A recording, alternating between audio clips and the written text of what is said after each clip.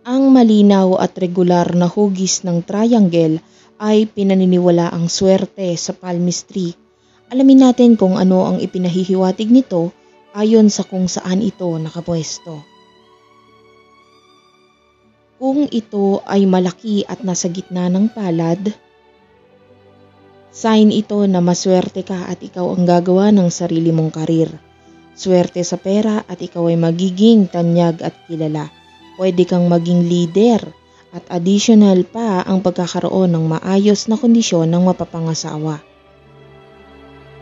Ngunit kung ito ay nasa Neptune Mount, bad sign ito dahil maaaring hindi ka naman maging masaya sa buong buhay mo. Marami kang ang pera, ngunit magiging malungkot naman ito. Kung ito naman ay nasa marriage line o heart line, swerte sa pera, maaaring magkaroon ng property sa marriage o sa love. Maaaring galing sa kanya o naipundar ninyong dalawa. Sa headline naman, magaling ka sa academic, maraming achievements at magaling sa pagsasalita.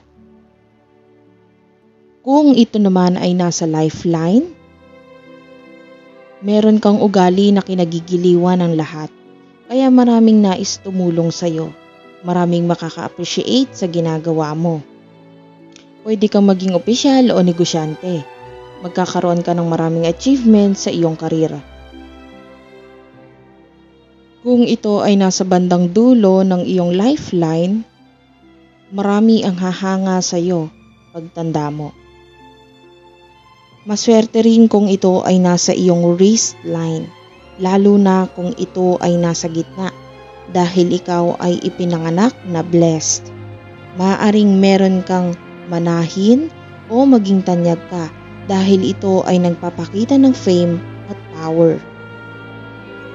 Kung may ibang linya sa iyong wristline na nakagawa ng ibang hugis, basta sharp ang edge nito at mga angle, kahit ito ay hindi triangle, ikaw ay napakatalino at may espesyal na abilidad na magbibigay sa iyo ng yaman. Sa part 2 ay tatalakayin naman natin kung ano ang ibig sabihin ng triangle sa ilalim ng mga daliri.